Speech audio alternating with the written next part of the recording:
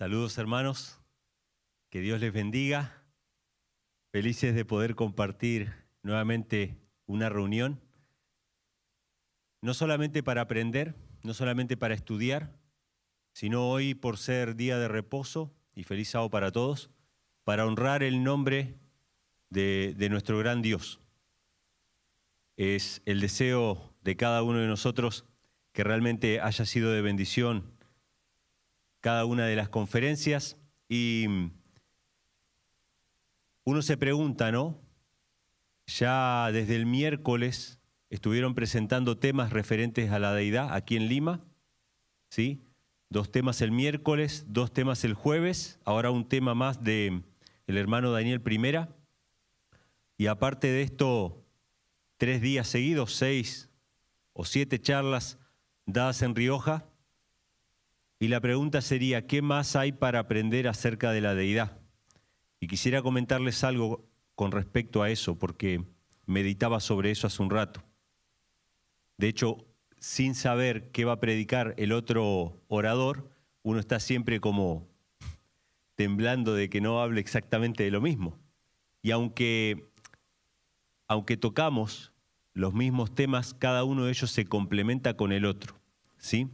Pero quisiera comentarles algo para que ustedes se hagan una idea. Yo empecé a estudiar este tema de la deidad alrededor del año 2005, 2006, que me llegaron los primeros materiales a mis manos. Uno de ellos se llamaba ¿Qué creían los pioneros? Un material que fue compilado por el hermano Lynn Forbici. Y llegó a mis manos ese material. Yo estaba en una conferencia que estaba dando un pastor en Buenos Aires, un pastor muy conocido, que creo que Daniel Cúcaro también estaba ahí en esa conferencia, y yo recibí ese material. ¿Qué creían los pioneros? Me puse a estudiarlo, me pareció muy interesante, pero me faltaba estudiar más acerca de eso. Así que eso quedó ahí, y aproximadamente en el año 2007, 2008, es que comprendí claramente que aunque no sabía todo, aunque no comprendía todo acerca de este asunto, supe claramente que Dios no era una Trinidad. Y desde ese año en adelante comencé a predicar acerca de este tema, a hablar acerca de este tema. Obviamente no había tanto auge de las redes sociales en aquella época, así que hacíamos lo posible por que en cada reunión de sábado habláramos y estudiáramos acerca de este tema. Y el testimonio que yo puedo dar, porque ya han pasado unos cuantos años, desde el 2007, ¿sí? Unos 15 años aproximadamente, el testimonio que yo puedo darles, hermanos, es que este tema no es una moda pasajera. Este tema no es un sensacionalismo que surgió en un momento, en una iglesia, después se dispersó y después todo el mundo se olvidó. No. Este es el tema central de todas las Escrituras. Es el tema central. Y, hermanos, yo quiero invitarles en esta noche, el tema mío va a ser bastante breve. Mañana vamos a venir y vamos a compartir también nuevamente la palabra del Señor durante todo el día. Pero en este breve mensaje lo que les quiero compartir es que aprendamos como hijos de Dios a confiar en la palabra del Señor. Este tema es para los que están estudiando el tema de la deidad recientemente, que probablemente haya alguno que está estudiando recientemente este tema. También es para aquellos que nunca escucharon hablar de este tema, para que se lo replanteen. Y también es para aquellos que ya conocen este tema, pero que todavía no se han decidido a hablar abiertamente acerca de este tema. Y yo sé que de este último grupo probablemente sean los más que me escuchen. Y es comprensible. Yo hace un tiempo tuve relación con unos hermanos que eran adventistas, eran de generaciones adventistas, con familias de pastores, obreros, todos trabajando toda la vida, y esta hermana me decía que ella todavía no podía hablar de este tema. Le costaba mucho, estaba pasando un duelo, así me lo dijo. Tremendo. Estaba pasando un duelo. Ella había aceptado que Jesús era el Hijo unigénito de Dios, había aceptado la verdad de que no había una Trinidad, de que el Espíritu Santo era el Espíritu del Padre y del Hijo, pero para ella hablar de este tema era prácticamente quedar aislada de toda su familia, amigos, etcétera, etcétera. ¿Y ustedes creen que yo voy a juzgar esas cuestiones? En absoluto, y ninguno de nosotros debería hacerlo. Porque cada persona tiene su tiempo, ¿sí? Muchos que creyeron en Cristo no se atrevieron a confesar a Cristo por miedo a ser expulsados de la sinagoga. Pero llegado el momento, tanto Nicodemo como otros que no se habían atrevido a confesarlo públicamente, lo confesaron. Estuvieron dispuestos a arriesgar su vida con tal de predicar a Cristo. Así que el tema que quiero presentar en esta noche se llama Dios no miente, y quisiera arrancar con un pasaje de las Escrituras que se encuentra en Números 23, 19, que dice: Dios no es hombre para que mienta, ni hijo de hombre para que se arrepienta. Él dijo y no hará, habló y no lo ejecutará. Y yo sé que parece muy trillada esta frase, ¿no?, de que Dios no miente, de que Dios dice la verdad, pero en realidad, hermanos, es triste decirlo, pero probablemente es en las iglesias cristianas donde más se dice que Dios miente, o por lo menos que Dios no habla directamente. Por lo menos que Dios no dijo o no quiso decir lo que dijo, que es la frase más utilizada. Cuando nosotros entramos en la iglesia, entramos como niños, creyéndolo todo. ¿Qué pasa cuando un padre le dice a un hijo tal cosa? Que si no te portás bien va a venir allá en Argentina era el viejo de la bolsa y te va a llevar. ¿Qué pasaba con ese hijo? ¿Lo creía o no lo creía? Claro que lo cree. Por eso es bueno no mentirle a los niños y hablarles siempre la verdad y enseñarles a rechazar la mentira, a odiar la mentira. Pero ¿qué pasa cuando a un niño le dicen que Santa Claus o Papá Noel va a venir en Navidad a traer regalos? Ellos lo creen. Cuando nosotros entramos a la iglesia, hermanos, o agarramos la Biblia por primera vez, o recibimos el mensaje de Cristo, empezamos como niños, creyendo todo lo que dice la Escritura, todo. Pero después viene la teología, después viene la sabiduría humana, después vienen los intérpretes de la ley y nos enseñan a pensar como adultos, a dudar de todo, a poner en duda todo. ¿Será que Dios habrá querido decir lo que dijo? Esto es muy importante, hermanos. Después ustedes pueden hacer una pequeña búsqueda como les enseñó Daniel a usar. Bueno, en las conferencias anteriores, Daniel enseñó un poquito a usar las Biblias electrónicas, que todos tenemos ahora en el celular. ¿Sí? Todos tenemos una Biblia, pueden hacer una pequeña búsqueda y pongan intérprete de la ley en la Biblia. A ver cuántas veces aparece.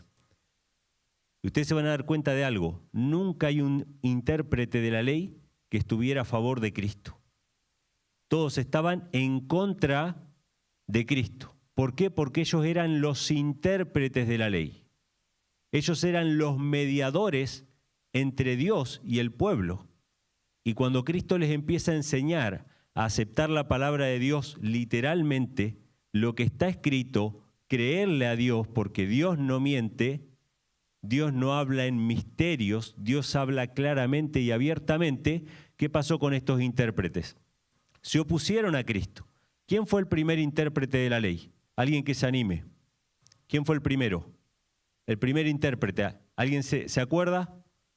En las Escrituras. Lucifer, dicen por ahí. La serpiente en el jardín del Edén. ¿Recuerdan qué le dijo Dios a Adán y Eva? No comas de este árbol que está en el huerto, porque el día que de él comieres, ciertamente morirás. ¿Era complicada la orden? No. Si ellos eran como niños, la iban a aceptar. Pero vino la serpiente y les dijo, miren, en realidad Dios dijo eso, pero quiso decir otra cosa. Dios sabe que si ustedes comen del fruto de la ciencia del bien y el mal, se van a abrir vuestros ojos y seréis semejantes a Dios, conociendo el bien y el mal. Les hizo desconfiar de una orden clara y sencilla que venía de Dios. Les hizo dudar de la palabra. La serpiente fue el primer intérprete de la ley. Ahora, si no hay o no deberían haber intérpretes de la ley, porque cada vez que alguien se levanta como un intérprete termina torciendo la palabra de Dios, ¿cómo es que la Biblia se interpreta? La Biblia se interpreta a sí misma. Un texto explica otro texto. Es la Biblia su propio intérprete. Los eruditos, los teólogos nos enseñan, hermanos, que en realidad cada historia tiene su contexto, ¿sí? El método histórico crítico le llaman los teólogos, en el cual yo agarro un pasaje de las Escrituras, por ejemplo, en Números 23, 19, que estamos leyendo acá. Esta palabra no es para nosotros en el siglo XXI. Esta palabra la dijo Dios en un contexto histórico a un determinado grupo de personas y era para ellos, pero no era para nosotros. ¿Será que realmente es así? No, la Biblia es un todo. Todo lo que está escrito en la palabra de Dios es un solo mensaje para toda la humanidad en todas las épocas.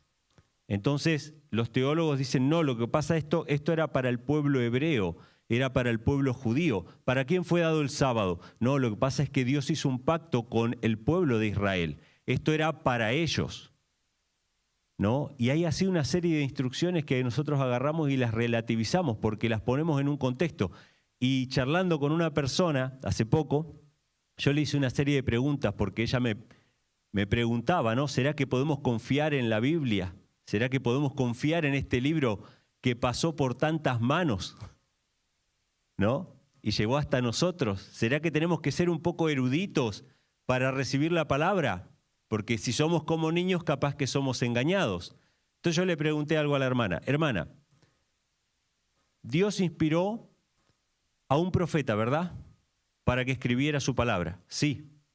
Ok. Inspiró a un profeta. ¿Dios conocía a ese profeta antes que naciera? Sí. ¿Dios conocía a los que iban a copiar lo que el profeta escribiera? ¿Dios conocía a los traductores que iban a traducir a toda nación, tribu, pueblo y lengua para que el mensaje llegara a otras naciones? ¿Dios conocía qué palabras iban a utilizar esos traductores en el tiempo final y qué palabras necesitaba la iglesia en el tiempo final? Nosotros a veces consideramos la Biblia como si fuera literatura profana. Y la Biblia es un libro sagrado, mis hermanos. La Biblia es la palabra viva del Señor. Nosotros no podemos interpretar las Escrituras. O las recibimos o las rechazamos. Y dentro de rechazar está interpretar. Entonces, ¿qué pasa cuando los teólogos modernos leen que Dios tiene un hijo? ¿Qué dicen?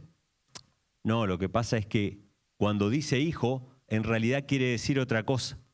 ¿Qué pasa cuando los teólogos modernos leen que Dios es uno? No, lo que pasa es que la palabra uno, en realidad, en la lengua original, significa que pueden ser varios. ¿Qué pasa cuando los teólogos modernos leen Dios en la Biblia? No, lo que pasa es que la palabra Dios debería traducirse como dioses. Hermanos, o recibimos la palabra o la rechazamos. Si nos ponemos como intérpretes, vamos a terminar rechazando la palabra del Señor. Y por eso hago esta pequeña introducción. ¿Por qué? Porque nosotros podemos leer, Dios no miente. Sí, ya sabemos que Dios no miente, Emanuel. Es algo muy básico que estás trayendo, pero no es básico. Porque Satanás puede convencernos de que Dios permitió que fuésemos engañados.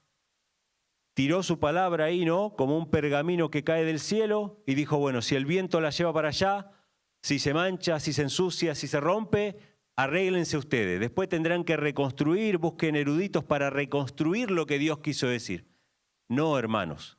El profeta Isaías dice que la palabra de Dios que sale de su boca va a ser lo que Dios quiera y no va a volver a él vacía, va a ser su voluntad. También el profeta Isaías dice que se marchita la hierba y la flor, pero la palabra de Dios, ¿qué? Permanece para siempre. Permanece para siempre. ¿Podemos dudar de esa promesa? Evidentemente no. Jesús reafirmó esto diciendo, ni una jota, ni una tilde pasará de la ley hasta que todo se haya cumplido. Así que tenemos que recordar estas palabras. Dios no miente. Es importante para nosotros, hermanos. En los lugares donde más se dice inconscientemente que Dios miente, es en las iglesias cristianas. Ahora, ¿sobre qué punto especial es que Dios quiere que entendamos claramente que Él no miente? Voy a compartir este pasaje de Hebreos capítulo 6, versículo 17 al 18. Este pasaje nos habla acerca de Abraham, que justamente lo mencionó el hermano Daniel, acerca de la promesa que Dios le hizo a Abraham.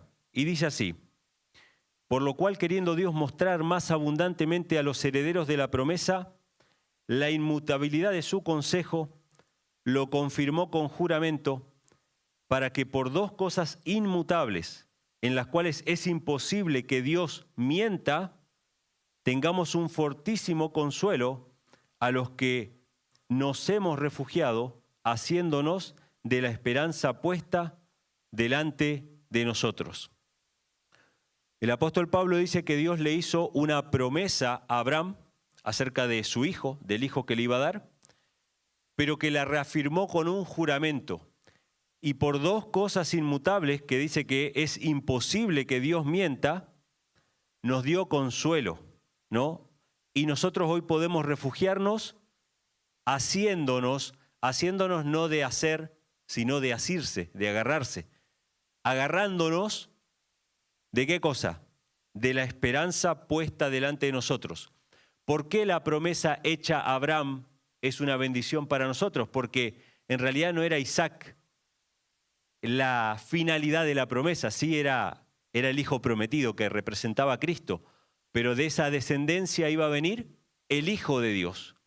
La promesa que Dios quería darnos de entregar a su Hijo unigénito es algo sobre lo cual Dios tiene, a pesar de nosotros mismos, tiene que recordarnos que Dios no puede mentir. Dios no puede mentir con respecto a la promesa que hizo de entregar a su Hijo unigénito. Y fíjense algo interesante que yo marqué ahí. Dice que esta promesa es la que nos da, ¿qué cosa? Esperanza. ¿Qué salvación, qué esperanza tendríamos nosotros si Dios no hubiese dado, como leyó el hermano Daniel, y yo siempre lo resumo de esta manera, todo lo que tenía? ¿Qué entregó Dios por nosotros? A uno de sus colaboradores, tenía dos colaboradores, y entregó a uno o entregó todo lo que tenía. Entregó todo. El cielo se vació en un solo don, dice la sierva del Señor. Gracias a esa promesa es que nosotros hoy tenemos esperanza, y obviamente esa esperanza de vida eterna que lo vamos a ver en la siguiente. Dice Tito, capítulo 1, versículos 1 y 2, dice, Pablo, siervo de Dios y apóstol de Jesucristo. Esto es algo interesante para los que están estudiando este tema de la deidad. Ténganlo en cuenta. Vayan a todas las cartas del apóstol Pablo, a todas, y lean todas las salutaciones iniciales y finales de todas las cartas del apóstol Pablo. En todas, el apóstol Pablo dice que Dios es uno y menciona a Jesucristo, ¿sí? Siervo de Dios y del Señor Jesucristo. Y siempre usa esas expresiones, Dios y Señor, ¿sí? ¿Esto es porque Pablo le quitaba divinidad a Cristo? No, es porque sabía que Cristo, aunque sea divino, había reconocido a su Padre como el único Dios verdadero. Entonces dice Pablo, siervo de Dios y apóstol de Jesucristo, conforme a la fe de los escogidos de Dios y el conocimiento de la verdad que es según la piedad, en la esperanza de ¿qué? De la vida eterna, la cual Dios no puede mentir, prometió desde antes del principio de los siglos. Fíjense, hermanos, que esto agrega más luz, porque no es solamente la promesa que Dios le hace a Abraham de darle un hijo, es la promesa de entregar él su propio hijo, porque fue desde antes del principio de los siglos, y dice que Dios no puede mentir sobre esta promesa de la esperanza de la vida eterna. Solamente puede el ser humano tener vida eterna si acepta el don que Dios entregó, que es su Hijo unigénito. Ahora, dice Romanos capítulo 3, versículos 3 y 4, ¿y qué si alguno de ellos no ha creído? Y yo quiero que presten atención a esto, hermanos. La mayoría del mundo no va a creer este mensaje. Y no lo digo para que ustedes se sientan más especiales si lo aceptan o no, porque muchas veces en las sectas y en los movimientos fanáticos se utiliza esa estrategia. No tiene nada que ver con eso, hermanos, esto es la realidad. El mundo va a rechazar este mensaje. La mayoría no va a creer este anuncio. Ayer estuve ahí charlando un poquito cuando terminamos la reunión con los hermanos. Estaba el pastor Cecilio Pérez, estaba el hermano Daniel Cúcaro, estaba Yeser, bueno, estaban varios hermanos allí. Entonces yo quería hacerle una pregunta a ellos que sé que están estudiando y han estudiado este tema, conocen un poco más de la historia, porque yo hice mi propia investigación. Traté de buscar a ver qué iglesia, qué religión, qué movimiento a lo largo de la historia, o por lo menos en la historia reciente, que podamos decir que hasta el día de hoy existe, que tenga la doctrina del Padre y el Hijo.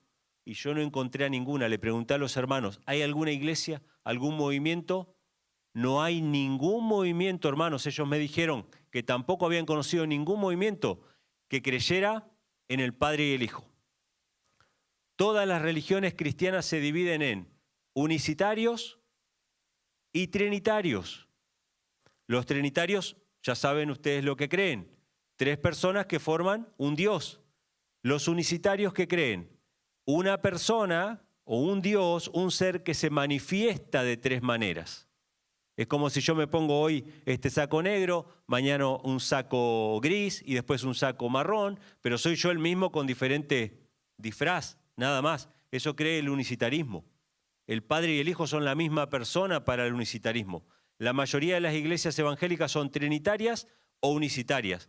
La Iglesia Católica es trinitaria. La Iglesia Adventista, lastimosamente, es trinitaria.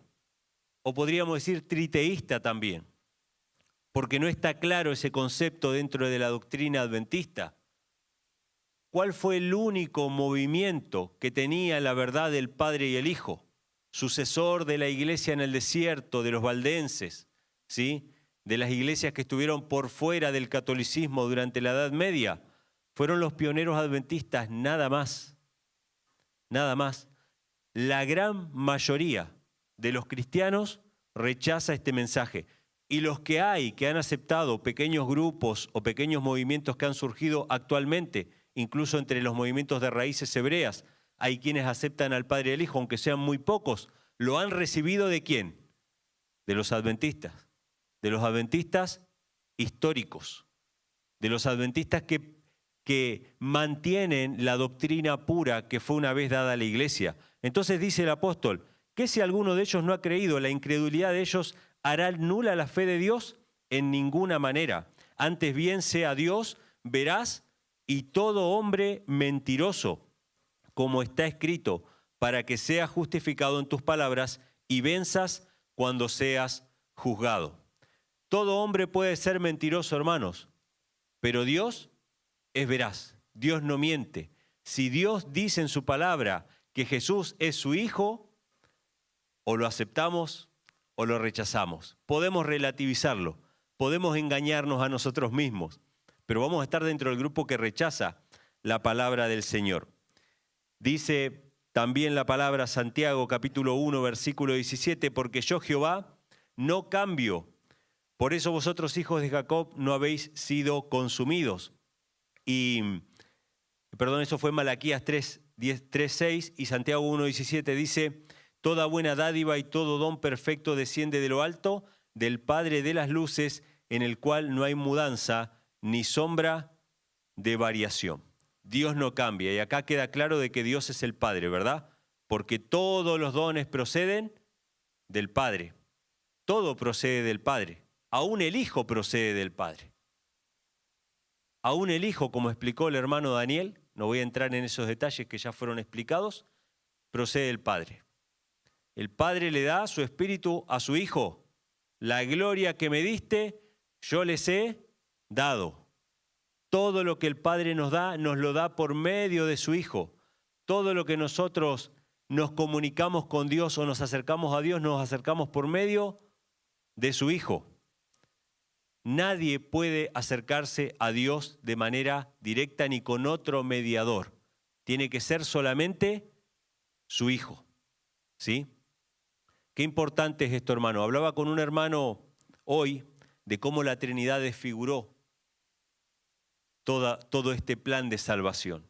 Desfiguró la persona del Padre y le quitó el lugar al mediador que es Jesucristo su Hijo. Cuando yo iba a la iglesia, me acuerdo que se les enseñaba a los niños a orar, y no digo que las maestras que lo hacían de mala intención.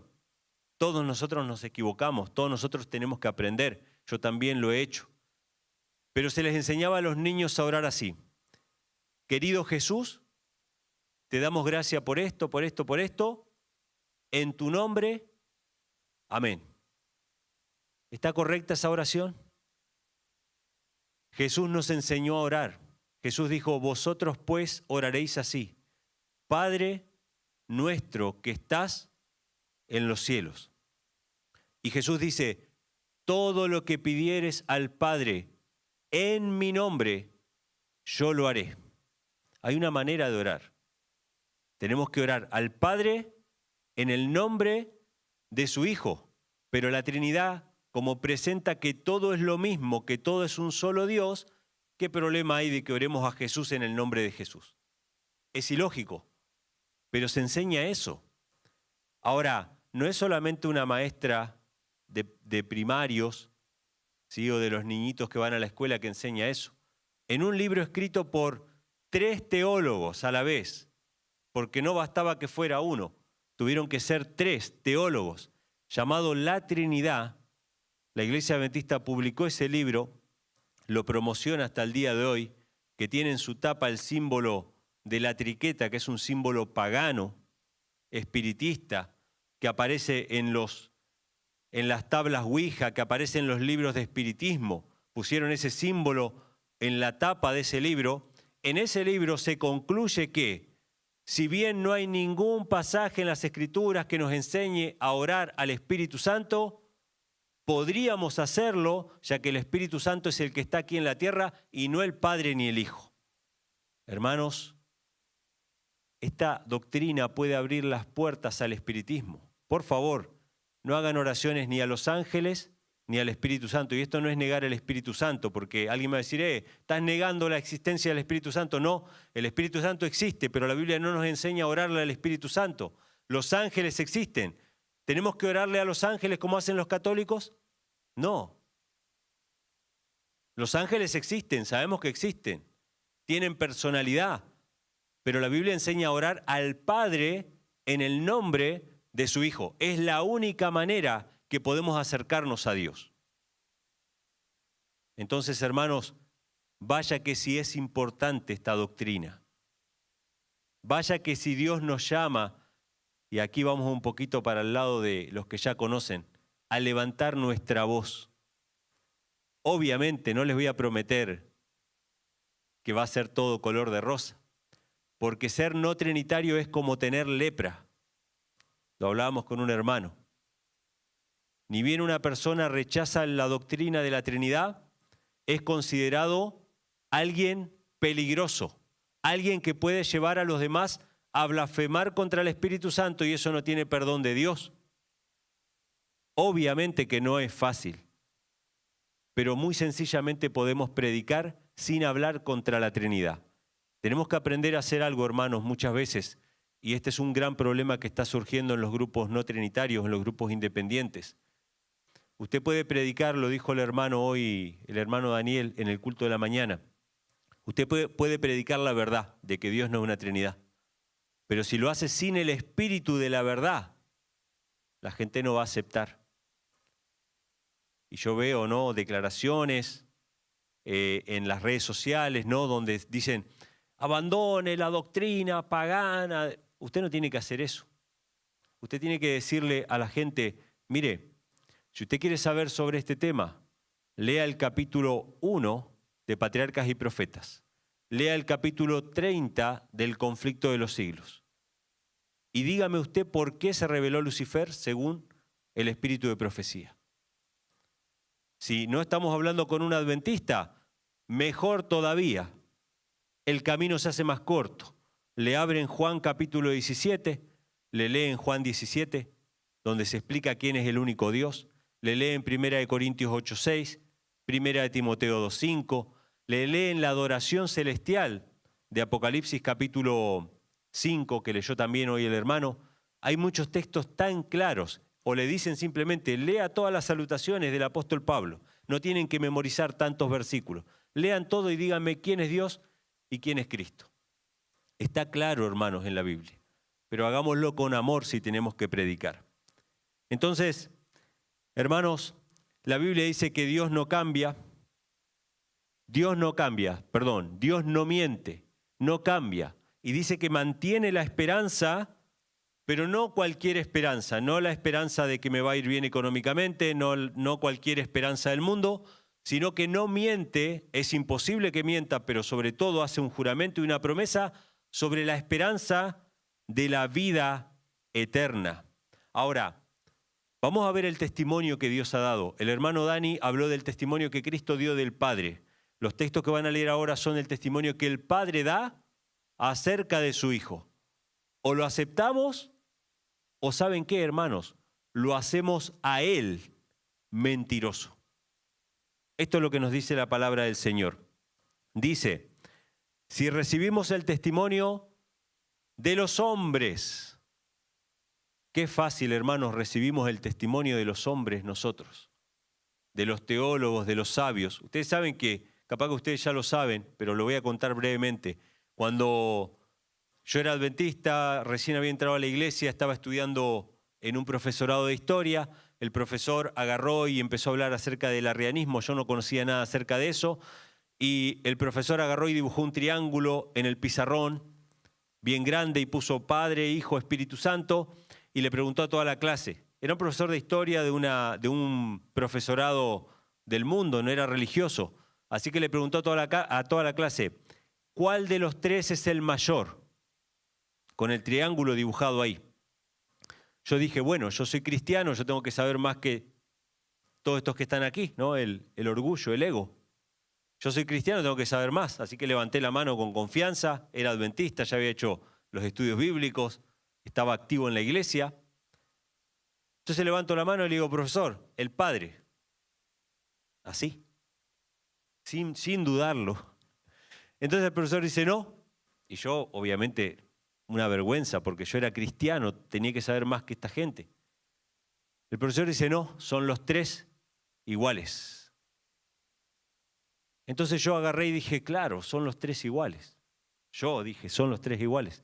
Y pasé gran parte de mi experiencia en la iglesia pensando que eran los tres iguales, porque aunque yo había recibido un testimonio de las Escrituras, porque ¿de dónde saqué yo que el Padre era mayor que el Hijo? De la Escritura, como un niño, sin explicación, sin testimonio de los hombres. Pero cuando vino un hombre a explicármelo, acepté el testimonio del hombre y no el de la Biblia. Dudé de la palabra para quedar bien con los que sabían, con los eruditos, con los estudiosos. Entonces el apóstol nos dice, si recibimos el testimonio de los hombres, el testimonio de Dios es mayor, porque este es el testimonio de Dios que Él ha dado acerca de su Hijo. El que cree en el Hijo de Dios tiene el testimonio en sí mismo. El que no cree a Dios le ha hecho mentiroso, porque no ha creído en el testimonio que Dios ha dado de su Hijo. Y este es el testimonio, que Dios nos ha dado vida eterna y esta vida está en su Hijo. Hay una cosa sobre la cual Dios no puede mentir. que tiene que ver con la promesa de la vida eterna. Pero esa vida eterna consiste en creer y en confesar que Jesucristo es el Hijo de Dios. Qué tremendo, hermanos.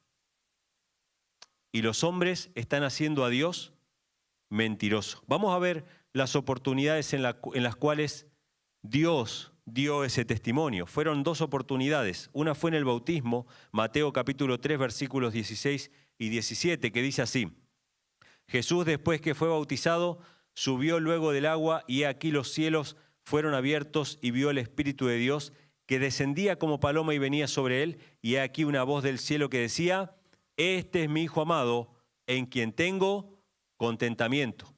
Vemos aquí a Cristo encarnado, Cristo en la tierra, bautizándose, y en el cielo, ¿quién está?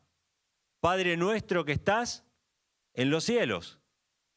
¿Quién está? Está el Padre. Y el Padre, Dios el Padre, manda una voz que dice: Este es mi Hijo. Hermanos, fíjense qué tan dura puede ser esta palabra para el ser humano, que cuando Cristo recibió esta palabra del Padre, porque Cristo ya sabía que Él era el Hijo de Dios, ya se había identificado en las Escrituras como el Mesías. La revelación de sí mismo fue a través de las Escrituras, y después Dios le empezó a revelar quién era Él. Jesús no nació sabiendo quién era Él. Él aprendió por las Escrituras quién era Él, para qué había venido. ¿Sí? Después léanlo en el Deseo de toda la gente. La sierva del Señor lo menciona cuando él fue al templo a los 12 años, cuando se convirtió en un hijo de la ley y ya tenía que estar en los negocios de su padre. Cuando vio esa víctima desangrada, Dios le reveló que él era el Cordero de Dios que tenía que morir. ¿Sí? Entonces, en el bautismo de Cristo, ahora Dios lo dice en voz audible: Este es mi Hijo. Ahora, ¿qué pasó después del bautismo? ¿Dónde fue Cristo? Al desierto. ¿Y qué le dijo el diablo a Cristo en el desierto? Puso en duda la palabra que había recibido. Cristo la tenía fresca en sus oídos: Este es mi Hijo. Pero ahora Satanás dice: si eres el Hijo de Dios, haz que estas piedras se conviertan en pan. Si eres todas las tentaciones de Satanás, las tentaciones de los fariseos cuando Cristo estaba siendo crucificado, todo el tiempo fue un cuestionamiento de si Cristo era el Hijo de Dios. Voy a ponerlo en otras palabras: Satanás quería hacer dudar a Cristo acerca de quién era Él. Fíjense si no Él tendrá poder para hacernos dudar a nosotros de quién es Cristo. Si lo quería hacer con Cristo, que no pecó nunca, imagínense, hermanos, qué difícil que es para el ser humano aceptar que Dios tiene un hijo. Pero esta fue la primera vez que Dios dio ese testimonio. La segunda vez fue en el monte de la transfiguración, Mateo 17, 1, 2 y 5. Dice: después de 6 días Jesús tomó a Pedro, a Jacobo y a Juan su hermano, y los llevó aparte a un monte alto, y se transfiguró delante de ellos, y su rostro resplandeció como el sol, su vestidura se hizo blanca como la luz, y mientras él aún hablaba, una nube resplandeciente los cubrió, y aquí una voz desde la nube que decía: Este es mi Hijo amado, en quien tengo contentamiento, a él oíd. ¿Cuál es el testimonio que Dios ha dado acerca de Jesús? Que Él es su Hijo. O lo creemos, lo recibimos, o lo cuestionamos. ¿Sí? Y hermanos, tenemos que prepararnos para esto. Tenemos que leer la palabra, tenemos que recibirla, tenemos que orar. Yo hablé con un teólogo que él defendía el tema de la Trinidad. Hablé en privado con él y en un momento él dijo que la palabra unigénito que aparece en la Biblia en realidad no significa único hijo engendrado, que ese es el significado que tiene la palabra unigénito. Ya sea que lo busquen el significado en español, en griego, en hebreo, búsquenlo como quieran. Unigénito significa el único nacido, el único engendrado.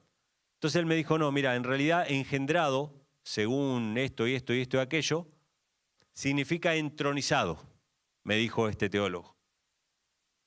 ¿Por qué? No sé.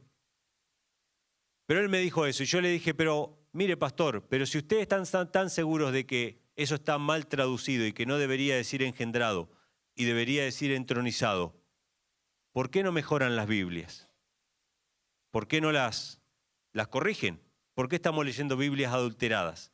Cuando dice uno, debería decir varios. Cuando dice Dios, debería decir dioses.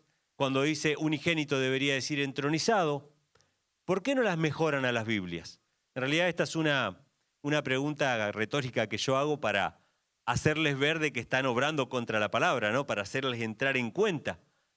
Me sorprendió lo que me respondió este pastor. Ya se está trabajando para mejorar esas Biblias. Así que, hermanos, tenemos que prepararnos para eso, ¿sí? Entonces acá tenemos el testimonio que Dios da acerca de su Hijo, lo dio en 2 oportunidades, y dice la palabra en Juan 3, 16 al 18, porque de tal manera amó Dios al mundo que ha dado a su Hijo unigénito, para que todo aquel que en Él cree no se pierda, mas tenga vida eterna. Hay una sola cosa sobre la cual Dios no puede mentir y tiene que ver con la promesa para que tengamos esperanza y vida eterna. Dios no miente sobre este aspecto, sobre este asunto, de que Dios iba a enviar a su Hijo, porque no envió Dios a su Hijo al mundo para condenar al mundo, sino para que el mundo sea salvo por Él. El que en Él cree no es condenado, pero el que no cree ya es condenado porque no ha creído en el nombre del unigénito Hijo de Dios. Es lo único que tenemos que creer, hermanos, para ser salvos, para no ser condenados, para tener vida eterna.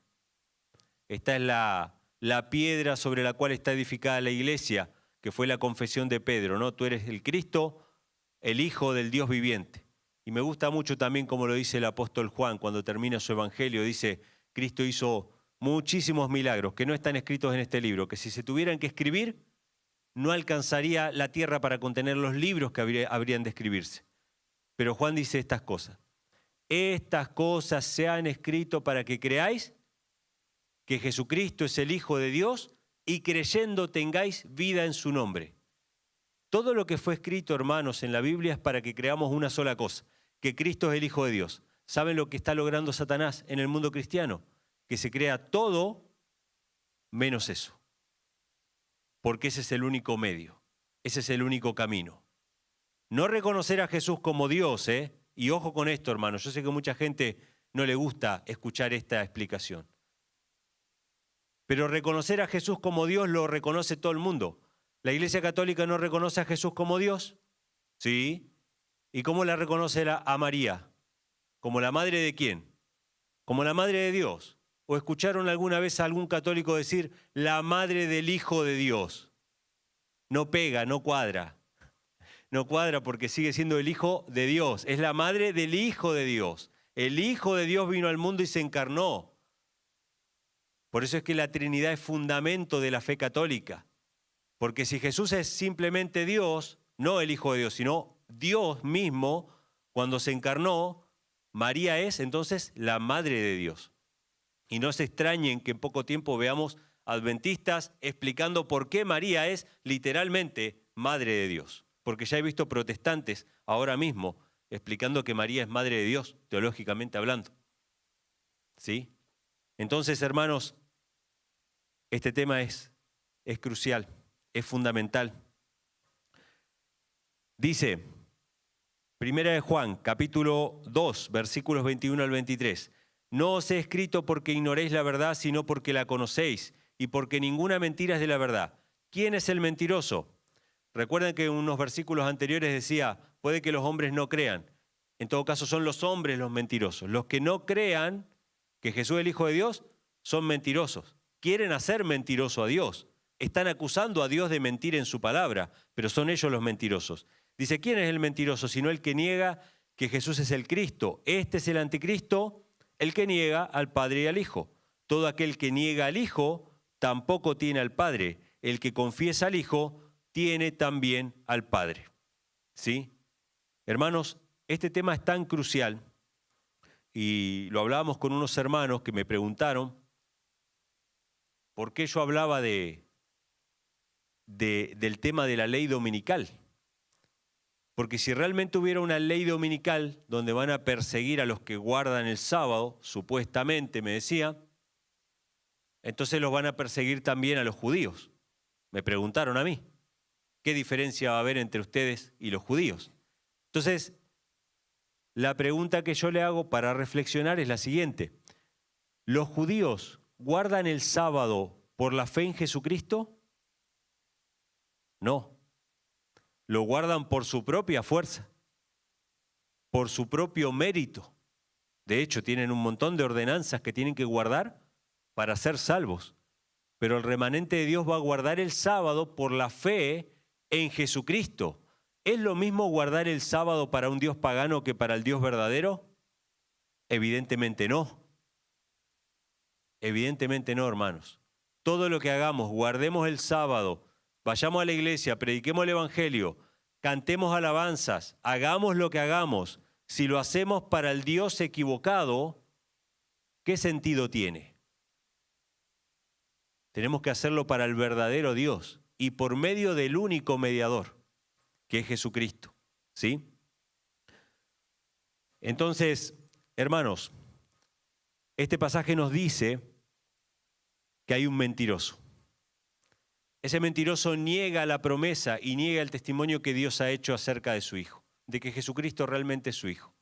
Voy a leerles una cita que me pareció interesante para que ustedes puedan reflexionar. Es de una publicación adventista, pero sé que la pueden encontrar o cosas parecidas en libros adventistas, aparte de las revistas, o pueden escuchar a pastores decir esto que vamos a leer ahora. ¿Sí? Fíjense cómo dice.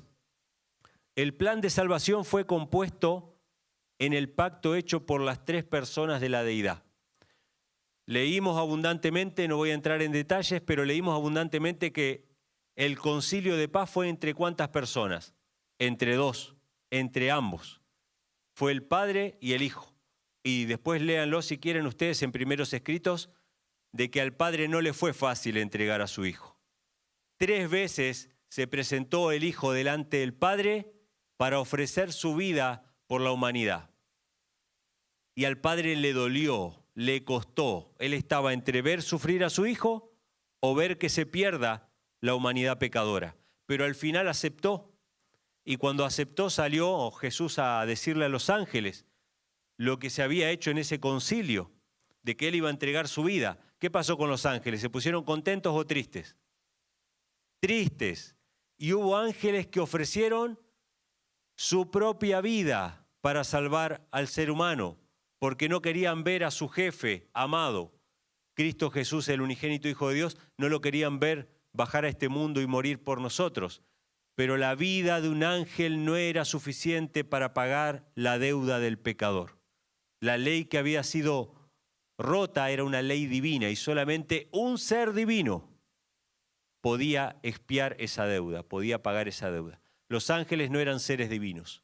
La vida de un ser humano no puede pagar mis pecados, porque mi pecado es contra la divinidad, es contra Dios. Solamente un ser divino, y había un solo ser en todo el universo que podía pagar ese precio.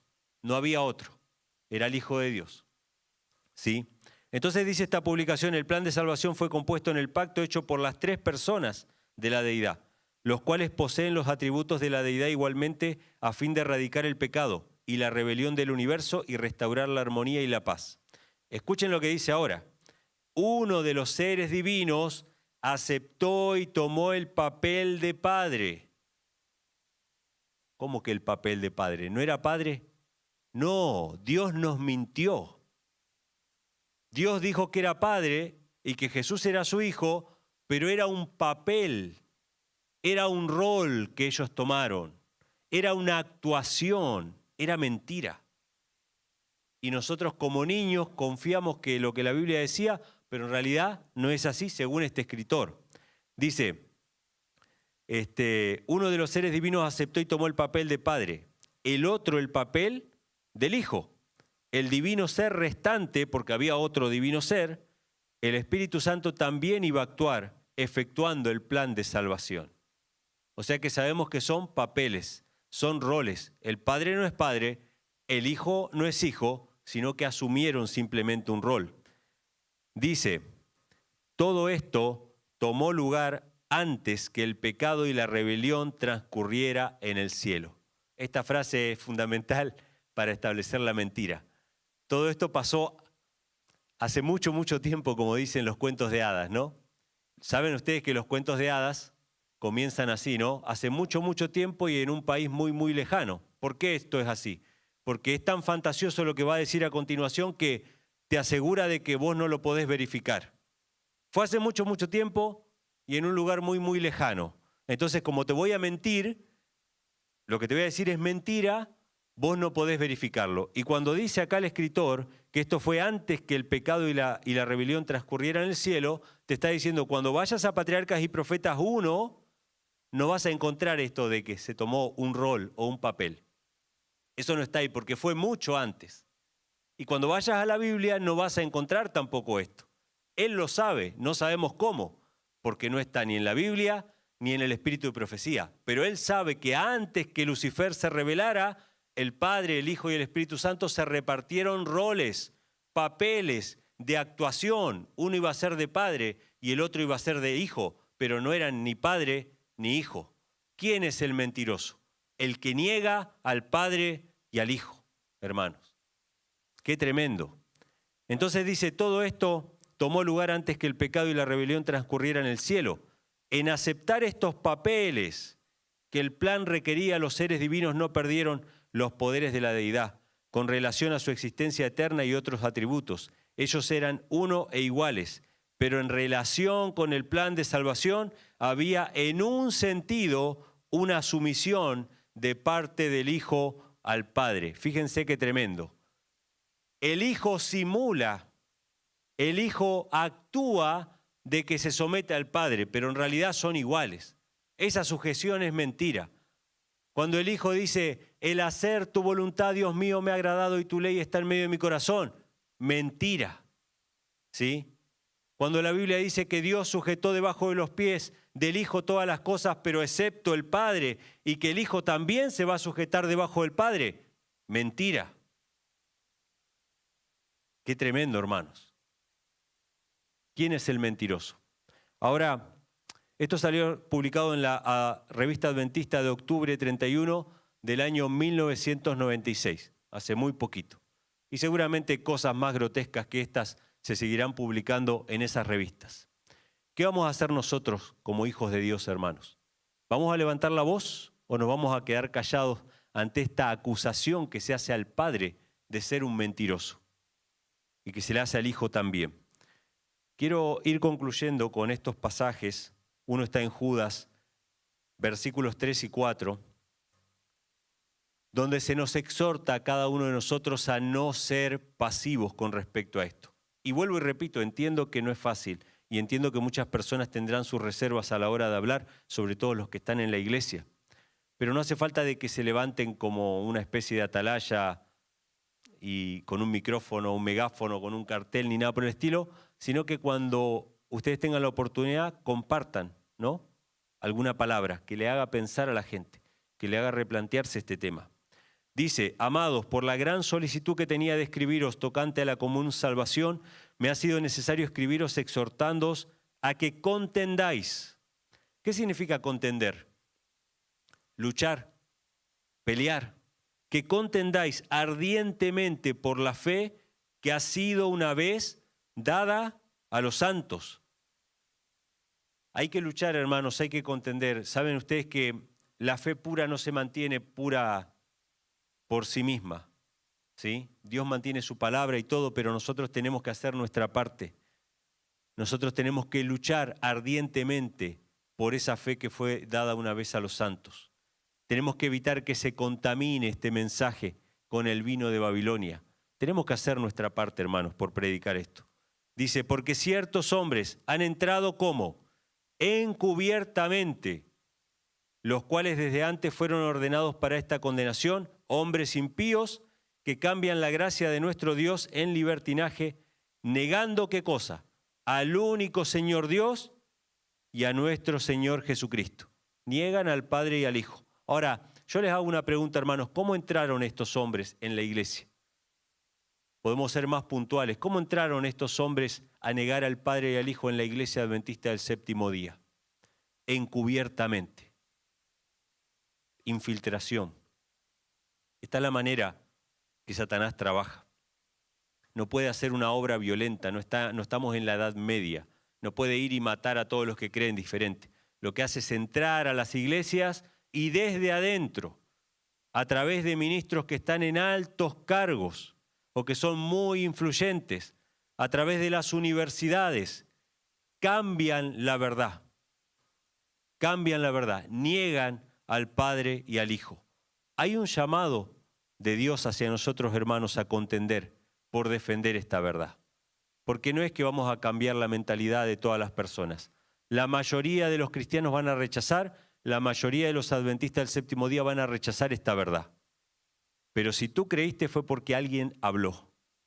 Si tú creíste fue porque alguien te compartió un librito que dice qué creían los pioneros. O cualquier material, cualquier literatura que hablaba sobre eso. Alguien dejó de tener miedo de su reputación o de perder ciertas cosas y te compartió este preciosísimo mensaje que cada año brilla más. Que como les digo, no es una moda pasajera. Este mensaje brilla cada vez más. Es más, con cada ataque que recibe este mensaje, es como si estuvieran puliéndolo y brilla todavía más. Si alguien te compartió este mensaje precioso y no tuvo temor de compartírtelo, quizás sea el momento de que tú también lo puedas compartir de alguna manera. ¿Sí? Entonces, termino con 2 de Juan 1, del 9 al 11, diciendo: cualquiera que se revela y no persevera en la doctrina de Cristo, hay una doctrina que es de Cristo y hay otra que no es de Cristo, no tiene a Dios. El que persevera en la doctrina de Cristo, el tal tiene al Padre y al Hijo. El anticristo niega al Padre y al Hijo. La doctrina de Dios tiene al Padre y al Hijo. Si alguno viene a vosotros y no trae esta doctrina, no lo recibáis en vuestra casa ni le digáis bienvenido, porque el que le dice bienvenido participa de sus malas obras. Probablemente nosotros no tenemos conciencia de lo importante que era para los apóstoles esta verdad. Ellos tenían clara esta verdad. Ellos habían creído que Cristo había salido de Dios y había venido al mundo. Habían confesado juntamente con Pedro que Jesucristo era el Hijo del Dios Altísimo. Habían reconocido que Dios tenía un Hijo. Estuvieron dispuestos a morir por esta verdad. Fueron perseguidos primeramente por los judíos y después por los romanos. ¿Sí? Y lamentablemente Satanás, no digo que triunfó totalmente, pero trajo una época de gran oscuridad sobre la cristiandad, que fue la Edad Media. Cuando murieron esos primeros cristianos, empezó una época de oscuridad. Y esa época de oscuridad empezó, no por casualidad, con un concilio, bueno, en realidad con la unión de la Iglesia y el Estado, y un concilio que se llamó el Concilio de Nicea, donde se empezó a establecer la doctrina de la Trinidad. Dios levantó un pueblo remanente que fue el pueblo adventista con esta verdad preciosa, los pioneros adventistas. Ahora está en nuestras manos y tenemos que ver qué hacemos con ella.